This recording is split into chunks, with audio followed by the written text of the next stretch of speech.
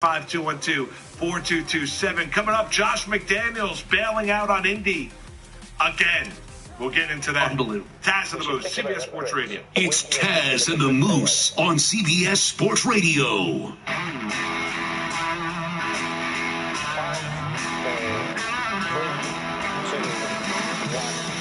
All right, CBS Sports Radio's toll-free line, 855-212-4227, brought to you by Geico. Hey, everyone, here's a quick way you can save money. Switch to Geico. Do you need homeowners, renters, or motorcycle insurance, too? Get it all right now at Geico.com. Would you want Odell Beckham Jr. on your team? That is the question we fired out there. Yes, exactly. And would you want to deal with his shenanigans? How would you deal with the shenanigans? Is it worth the shenanigans? I personally think it is. Nico in Calgary, you are on with Taz and the Moose on CBS Sports Radio. What's up, man?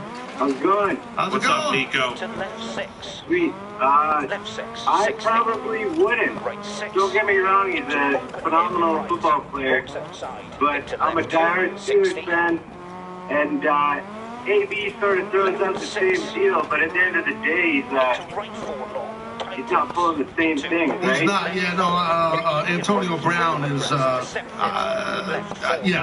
think I agree with you. He's definitely more of comes off, his character comes off as more all business, not much shenanigans, for sure. Well, aside from when he went on Facebook Live after that playoff game against the Kansas City Chiefs, which was, if Beckham ever pulled that, imagine the headlines. Yeah, but he didn't do that. That was, how many times has he done so? No, just once. Yeah, but it was just, one time too many. I mean, you look at Beckham, you look at the touchdown celebrations, the kicking net.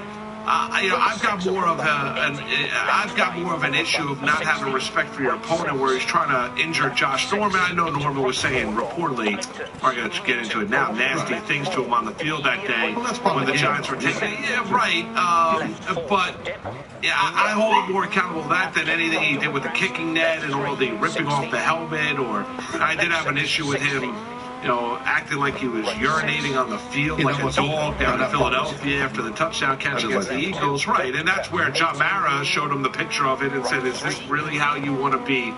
Present yourself as a Giant, as an individual in the National Football League. So the Giants held him accountable. I think you look at the player, if you're a Steeler fan, were you happy with Santonio Holmes? When he was the Super Bowl MVP, caught the game-winning touchdown against the Arizona Cardinals. He was a headache, but you were happy that day. Yeah, that day you were. You were happy that day. That day you were like, hey, I'm happy Santonio Holmes is a Steeler, helped me win a Super Bowl. The Giants dealt with Plaxico Burress and the headaches and showing up late to meetings, helped them win a Super Bowl in 2007 against the New England Patriots. Yeah, you're right. And I remember, when Beckham was healthy in 2016, he and AB, Antonio Brown, they both were sitting around the same yards for the season. I mean, they probably had both 1,200, 1,300 yards receiving. You know what I mean? Yeah. So both great players. Right, and to play to Nico's point, which I think if you're a Steeler fan, you're happy to have Antonio Brown, because I think Antonio Brown is a more productive player, and you don't have to deal with. And I brought up the one example, and that's basically been it for Antonio Brown. I mean. This is one thing. So if you were Nico, you don't need Odell Beckham Jr. because I've already got Antonio Brown. Wouldn't mind having both. Right. You wouldn't mind having both. But if I've got Antonio Brown, you're sitting there, why the hell would I want to deal with Odell Beckham Jr.? I don't want to deal with Odell Beckham Jr. No, the rich get richer. If you're the Steelers and you get Beckham. No. Beckham's over the Bills, let's be honest. Yes. I'm just putting it out there. I know it's not true. And then he'll never have another touchdown reception the rest of his career. As we all know, receivers go to Buffalo to die. That's me. AB, good morning, brother. How are you? Guys, good morning. So it was initially called a fine from the commissioner for conduct detrimental. It certainly seems like a punishment. The NFL said it's just recouping legal expenses as allowed by the league's bylaws. The other owners won just over $2 million from Jerry Jones for the cost of responding to his challenges of Ezekiel Elliott's suspension and Roger Goodell's contract extension. As you guys discussed last hour, the Vikings expected to let QB Case Keenum hit the open market to place the franchise tag on him. The Bills have signed veteran corner Vontae Davis, and it's reportedly a fourth-round pick this spring and a second-rounder next year that the Rams are sending to KC for quarterback Marcus Peters. That deal's been in the news since the weekend and will not be official until the new league year begins in mid-March. The Warriors were down 1 at halftime at the Garden. They were up 20 after 3. Draymond waits for Curry. No, goes to Thompson instead. He's wide open. The left wing jumper is a swish. 85-71. Tim Roy, Warriors radio. The Dubs outscored the Knicks 39-18 in the third to win 125-111. Klay Thompson at 26, 21 and 5 assists for Steph Curry. The Rockets ran their win streak to 13, 98-86, 96-85. That might be the final score in Utah. Minnesota 118-100 win in Sacramento. Second time's the charm. Yeah, right? The Celtics took out the Grizzlies 109-98. The Nets snapping an 8-game skid 104-87 over the Bulls. And the Pelicans outscored the Suns 125-116, 53 points, 18 rebounds, 5 blocks from Anthony Davis. New Orleans has won 6 straight. Kawhi Leonard reportedly back in San Antonio, will soon resume practicing with the Spurs. He is said to be targeting March for a return. He just spent 3 weeks in New York getting more info on his troublesome right quad. College hoops, another ranked team losing to Virginia Tech. Grayson Allen racing into the front court, launches a 3, no good! It's no good! The Hokies are dancing in Blacksburg, Mikey, and they should be dancing for the second time in back-to-back seasons. John, last round, the Hokies. Hold on, that was, I don't know if you saw that game. That was a phenomenal great game. I watched that whole game, and they came back a little bit there. I'll tell you what, Duke had some momentum, but that home court advantage was huge for VTech. Yeah, huge for the Hokies, and they're going to stamp themselves, obviously, in the NCAA tournament. It's a hell of a win. Yeah, it was very, very impressive. 64-63 was the final after Allen missed, and Chris Clark with 4 seconds left. Virginia Tech has now beaten top-ranked Virginia, North Carolina, and Clemson as well. And that kid Clark came off the bench. Dude. I mean, that kid Clark, yeah, the guy, you ever see his hair? He's got this crazy, these 2 pigtails. Like, that's crazy. He came off the bench and dominated. I'm just very impressed by VTech. I really. Texas did not beat 6th-ranked Kansas last night, 80-70 the final in Lawrence. Number 20, West Virginia down. Number 12, Texas Tech, 84-74 in Morgantown. Mariners ace Felix Hernandez hit in the arm by a line drive in his spring training debut yesterday afternoon. X-rays, though, were negative. And on ice, LA got by Vegas 3-2 in overtime. The Flyers won in a shootout in Montreal to overtake Washington for first in the Metro Division. The Caps losing to the Blue Jackets last night 5-1. Guys? All right, you guys. Thank you, AB. Appreciate it. As we roll right along here on this Tuesday morning, it is Task of the Moose with you on CBS Sports Radio. And we mentioned it going into break. Now, Patriots offensive coordinator Josh McDaniels, and he remains in that position, and he spurned the Indianapolis Colts. The scouting combine is getting underway out in Indy, and who is not heading out to Indianapolis? Josh McDaniels. Yeah. Now, Gutless Jones. Ian Rappaport tweeted out saying this is customary protocol for the Pats, that the Ian Rappaport. Who'd ever beat Ian Rappaport? He said when the Patriots go deep into the postseason, it's usually Belichick and half of his defensive coaches will go. But if you're Josh McDaniels and the way that everything played out, at some point in time, you're going to have to leave the greater New England. I mean, it's unbelievable. It's like, dude, you got Uncle Bill is like protecting him. Maybe you can provide him some pointers. You don't like to leave the homestead aside from doing the show and doing your podcast on Tuesdays and Thursdays. Maybe, Taz, you can give McDaniel some pointers about how to live life just staying at Sukasa. Tremendous. That was funny. Well, I'm at the compound. I don't leave the compound. Don't leave the compound. You know me. I'm in there. Where's Taz? He's at the compound. Where's Josh McDaniels? He's at the compound. But McDaniels will not leave Uncle Bill's sight, man. No. Oh, my God. Go to Indy. Go to the Combine, McDaniels, and face the music, son. Face the music. I would agree. I would agree. Man, oh, man. He's going to have to face it at some point in time. He's going to have to face the firing range of all the calls that are and all the questions that are going to come his way. I mean, that is, unfortunately for McDaniels, listen, he made his bet, he's got to lie in it, right? So he's not going to get another head coaching job. Reportedly, he's not been promised that he's going to take over for Bill Belichick up there at Foxborough. We'll see how it does. play out. I mean, read into that what you will. Believe that if you will, or don't believe that. If you're McDaniels, that's got to be the only, that's really got to be the only job in town, because no other NFL team is going to bring you in and try and wine and dine you after what you did in Indianapolis. I guess we should all be fortunate because McDaniels got the word out there now, as opposed to he should have waited till the last second, like the day before the combine. Right. Oh, you know what? I'm not coming. There. And that's the issue. That would have been fun if you would have done that. Just be consistent in your pulling out ability. Yeah. Yes. Russ. Nah, take two. What? But anyway, as I was saying, we should all be consistent with that. The thing is, Eyebrow Jones. So here's the thing. Here's the thing. Okay, if McDaniels, if he doesn't eventually, is this guy? Is he just going to retire? He's going to retire in New England. He's going to get the head coach's job. He has to. Well, Taz, who else wants to deal with this cowardly stuff? I really believe that time heals all wounds.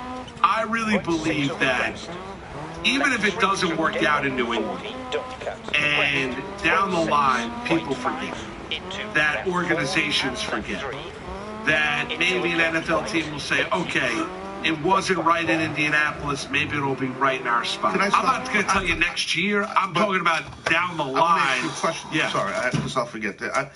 When you say even if things don't work out in New England, what do you mean? You mean if he doesn't get the head coaching job? Correct. Moose, I think it's in writing that he's going to get the head coaching job. No, reportedly it's not. Reportedly he's not been promised anything. You don't think they're going to tell us what they want to tell us? Well, right.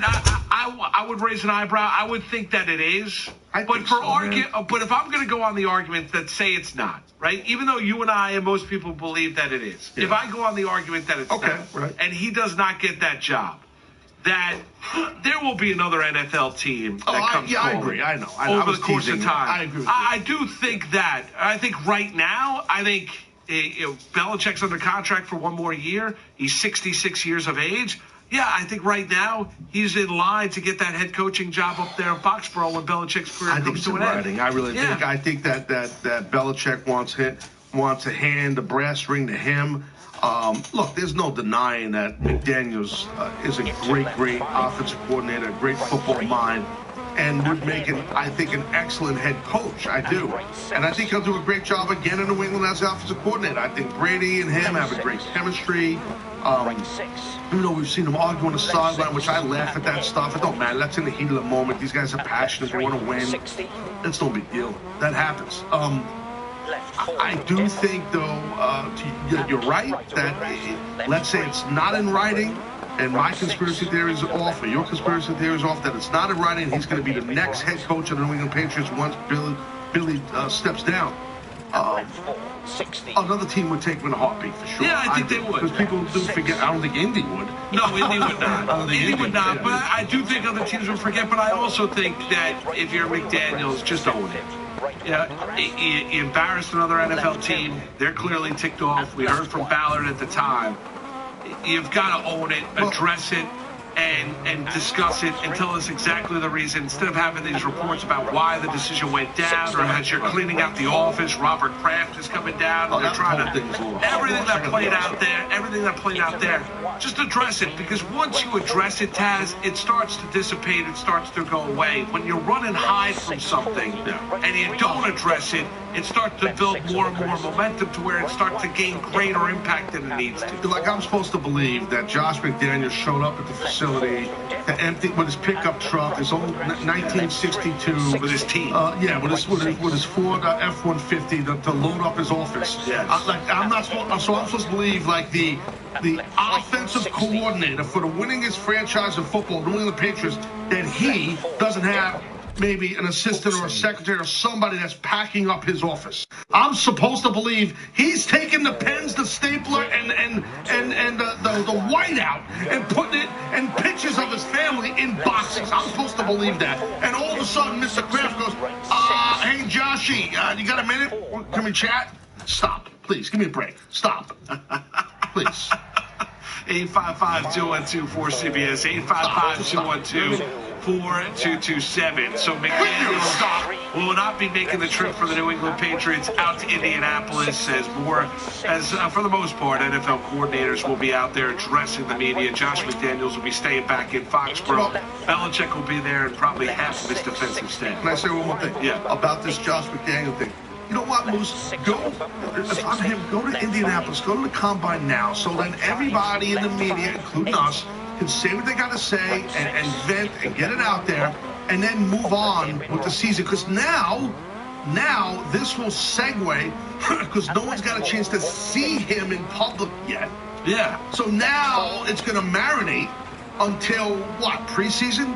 Or it's gonna, when you should be worried about developing your team and and everything. And Taz, I love you. I just said that like 2 minutes ago. Oh, because I had Mikey talk in my ear. That's why I didn't hear you. Mike, you can't talk while I'm trying to work. Oh, sorry, I forgot the rules here. Yeah, Mike, I feel like I'm home. My wife doesn't listen to me. Taz doesn't listen to me. I just had people talk, and the people talking to me. I said if McDaniel should address it now, so it goes away, it dissipates, it doesn't become. Jack, hey, one more thing. Great minds. And by the way, you should address it now. I gotta tell you, great minds think alike. You should say there's an echo in here. Let's go. I'm sitting here. I'm like, I just said it. So I multitask. I'm reading. I'm I got the social media team. I'm cracking the whip on them. I'm not just a pristine host. I mean, the co-host. I'm running everything. I'm running the game out here. I got a lot going on. No punishment for us. Let's take that out of the podcast, which you can get every day on iTunes. No, that's classic. That is classic. That's staying. It's like a running joke. I used to stay on the Taz show, which is live 9:15 a.m. every Each Tuesday and Thursday. Tuesday and Thursday. We go to Facebook Live, radio.com, Facebook Live. Facebook.com/the Taz Show. Got some video going every day, every Tuesday, Thursday. Oh, you got video? Oh, yeah, video. I've been doing video. Yeah, B-word. I know. But I digress. But the thing is, it used to be a running thing to say all the time. If I said something on the show where it was either off color or out of context or just incorrect, I would say, let's take that out of the podcast version. So that's like, you hear me say that, it's kind of like an inside joke. That's the inside. Take it out of the podcast. People that listen to that other show I do, they get it. Well, many people do. Yeah. Thousands upon thousands upon thousands. Oh, yeah, we're getting up there. It's over 500 episodes. You know that, right? I do know that, yes. I just have to look in the mirror every day. I realize that. 855-212-4CBS. 855-212-4227. No punishment for Zaza. We'll get into that next. Taz and the Moose, as we're rolling right along. CBS Sports Radio. It's Taz and the Moose on CBS Sports Radio. Welcome to Play It, a new podcast network featuring radio and TV personalities talking business, sports, tech, entertainment, and more. Play it at play.it.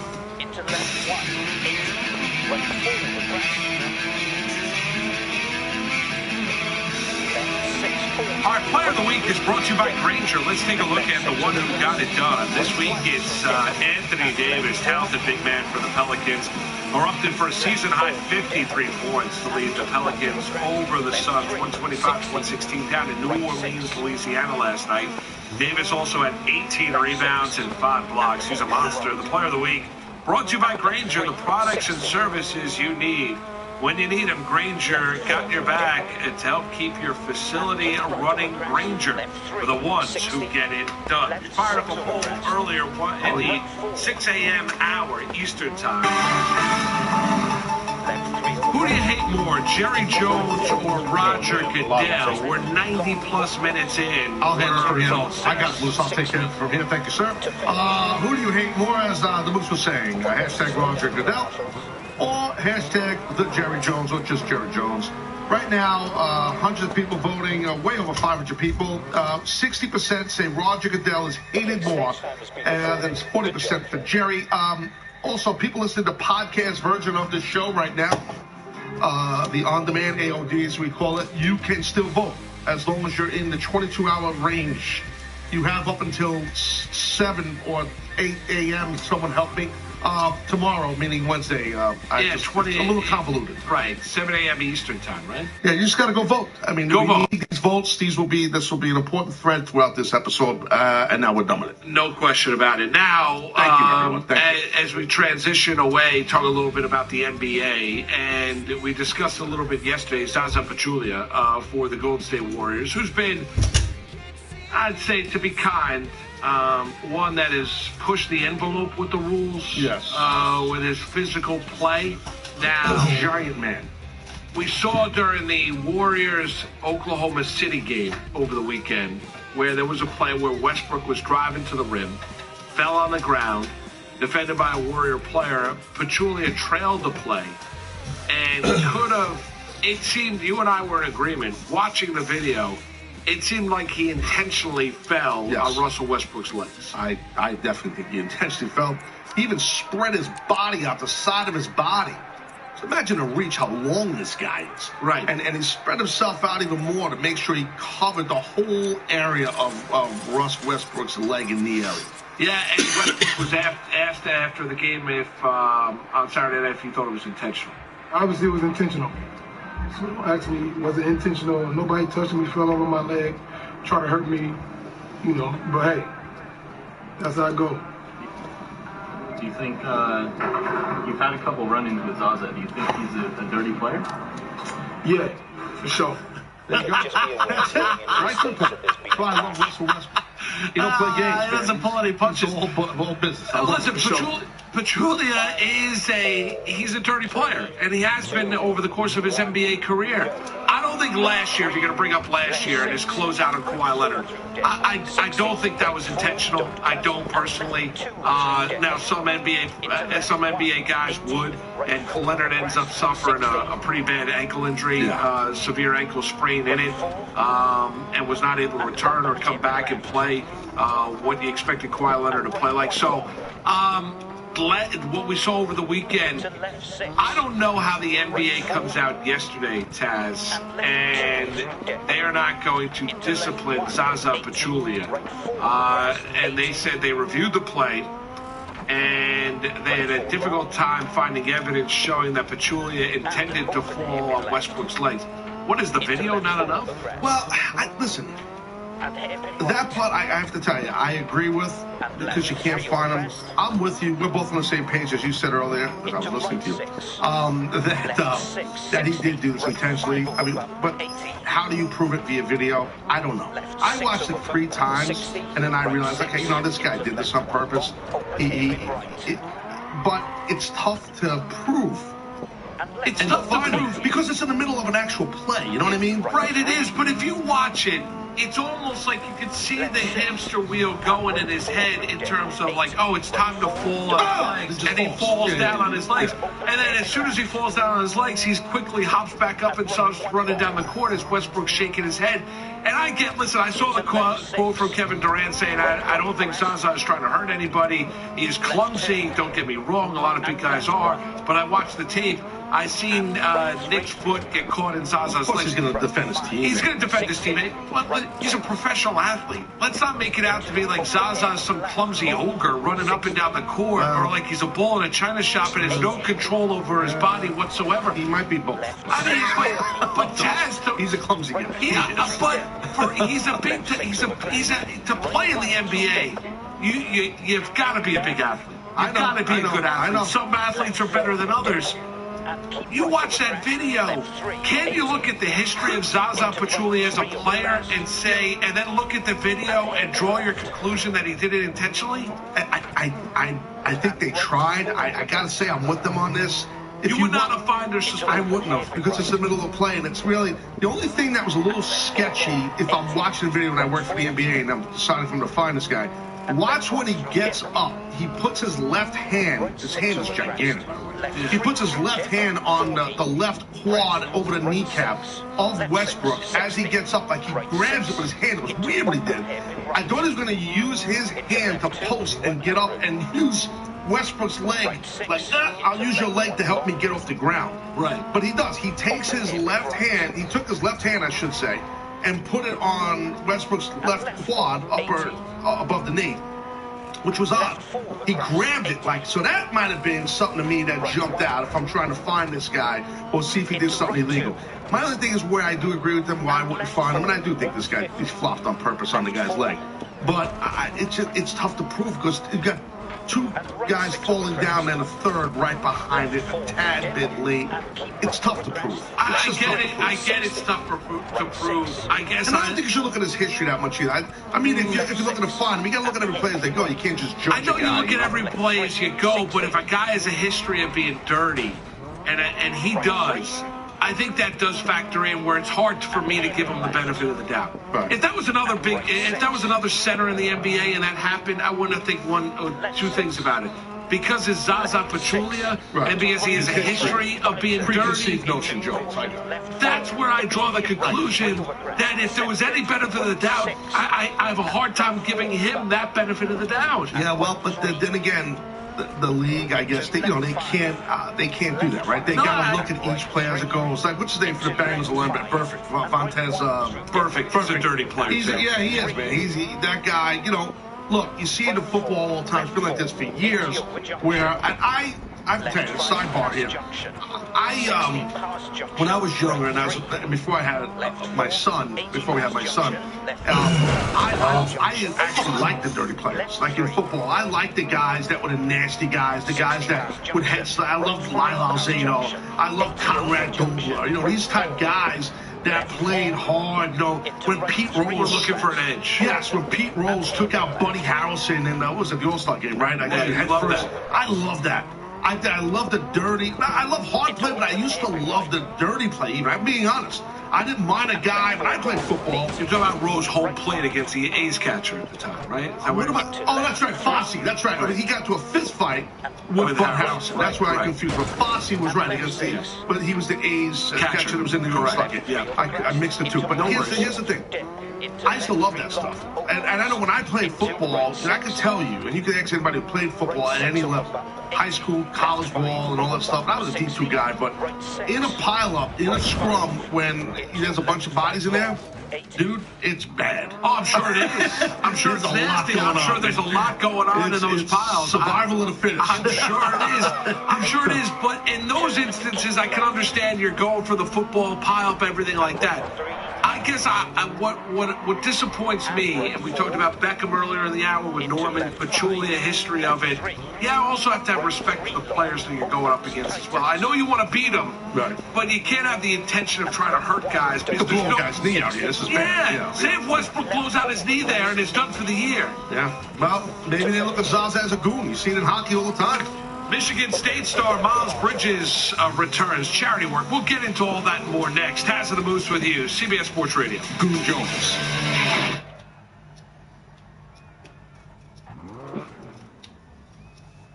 Okay, great. Stage time has been confirmed. Nice one.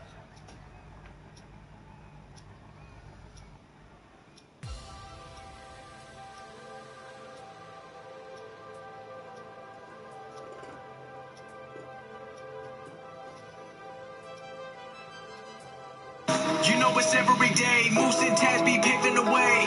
Talking about every sport, you know that they never missing a play. From the NBA to the NFL to college games, they always bringing the knowledge, nobody ever can try to go stop it. Only me talking the truth, hey. You know it's Taz and Moose, yes, hour number 3 here on CBS Sports Radio. It is Taz and the Moose with you as we're coming to you live from the Quicken Loans Studios. National Mortgage Lender, Quicken Loans. Apply simply, understand fully, mortgage confidently. Can't play a token number to call, 855-212-4CBS. Attention hotline fans. 855-212-4227. Mikey B, Pete the Body across the way other side at the controls. AB with your updates. 2 down, 1 big hour left to play with. We are on Sirius Channel 213, XM 201, 961 on the Sirius app as well. You can check us out there. Download the pod each and every day on radio.com, iTunes, and tune in. Remember to give us a rating, and also hit us up on Twitter, Instagram, at Taz and the Moose, at Mark Malusis, so the C, at Official Taz, with 1 Z. I got to Yeah, that's all correct. The show's available so many different spots. So many different spots. Live, like you said, affiliates across the country on Sirius XM. It's great. The podcast, it's great. Everything's going great. We're very, very happy, and we appreciate all the love and support from all of you, the audience. No question about it. That's exactly right. That is exactly right. And coming up in about a half hour from now, we're going to chat with Tracy Murray, 12-year NBA veteran, UCLA basketball star. We can talk about the college basketball landscape. Certainly talk a little bit about the NBA with Tracy as well. And speaking of college hoops, as we discussed a lot yesterday, which is the FBI investigation and the great reporting by Pete Thamel on Yahoo, and the FBI investigation, and we'll see exactly what plays out in terms of the ramifications out in Arizona with Sean Miller, if the wiretap story is indeed true, about $100,000 and Ayton, their star center out there in Arizona. But one thing we do know is that Michigan State sophomore Miles Bridges was amongst, there were 25 plus names that were leaked out as part of this investigation. Miles Bridges for Michigan State being one of them. Detailing the FBI's investigation to corruption with college basketball and recruiting. So Michigan State did an internal investigation, and Miles Bridges paid $40 to charity to resolve an NCAA violation, which made him eligible once again. Yeah, it's this floored me a little bit when I saw this. I mean, I was happy that the kid got to play. This past weekend, he's an excellent player for the Spartans, no doubt about it. And then the Federal Probe leak by Yahoo, it had a note in it that said May 3rd, 2016. Redwood Lodge lunch with Miles Bridges' parents for $70.05. So he paid $40. $40. So where's the other 30 change? Well, I get. Well, they had. I'm joking. Well, yeah, no, I get it. But just for clear it up, they had lunch with an agent. His family did. Correct. So maybe the agent ordered a steak. I'd order a steak, maybe quesadillas, and maybe a vodka and a nice porterhouse, a ribeye. I don't know what you get in that. Cowboy steak. You got, that's how cheap. That's big bucks. Well, in NYC, it is. Sizzle, which is a great brand. Chicago, it might be. Florida. Maybe it is in Portland. Crab cakes. San Francisco. Crab cakes, I'm thinking. Maybe crab cakes. Who knows? Regardless, it's interesting. Maybe a salad. Salad combos. A big salad with meat on it, protein, like chicken. Right. Maybe he just drank his lunch. We should have a couple cocktails. He's getting bombed while he's meeting with the players' parents. Yes. Right. Give me another martini straight up. So $40. Miles Bridges for Michigan State. Now he's in the clear. He gets to play and has been cleared by the Spartans. Continues to play. I could have sworn I saw reports that when this thing first broke by Yahoo, excuse me, that Miles Bridges' mom received. This is why he was, obviously getting recruited. $400. Forget about the $40 for a second. I don't know why I saw that somewhere, and that's where the violation was. But this is saying that at this the lunch with the agent is where the violation did transpire. So maybe that was. I think a lot of stuff leaked out about this thing. But one of the first reports that people noticed when this kid's name came up, Miles Bridges, there was a $400 advance to her. I think Miles was even asked about it. And I saw an interview with him, and I felt bad for him. After a tough spot. Yeah, he's a young guy. And he's like, I don't know. It's like this whole thing's just bad. Right. And as you mentioned, Taz, your son has played Division I lacrosse. You do know what right and wrong is. You do know what you're allowed to do and what you're not allowed to do. When you're having lunch or dinner, regardless of what you eat with an agent, you know that you're not in the right. You know that if that agent's paying for it, you can have eligibility issues for your son. And I guess my problem would be is, as a parent, if my son was ever in that kind of position, why would I ever want to do something that could conceivably mess up his ability to play the sport that he's worked his entire life? Him or her worked their entire life. I hear you. I think a lot of people, including Miles Bridges' mom, I would assume that they're doing this because they feel they're going to help their kid. And she probably needed the money, I would assume. And that's, maybe they needed money for bills or something like that. Who knows? I'm talking about the lunch. I mean, taking the lunch and having the going out to lunch. You can maybe meet with a prospective agent. Doesn't mean you have to sign, but you could conceivably, and if you did, your eligibility would go out the door. But take the meeting to where now you're donating $40 to charity to cover your portion of that bill for that lunch or dinner, whatever the hell it was. It's weird, right? Of the $70 bill that the FBI found out about. So now he remains eligible. I would imagine you're sitting there, the agent can't pay for the meal. And just, because why even have your son caught up in this kind of thing? Because now, and there's different levels of it. You look at it, Miles Bridges, it cost him $40 to get his eligibility back. And then there are other stories where Isaiah Whitehead, who with the Seton Hall Pirates, he's on record in these documents to have received well over $63,000. Jeez, wow. I mean, so there's more than a $70 lunch. Right, and then if you're Sean Miller in Arizona, this was $100 G's. 100 grand.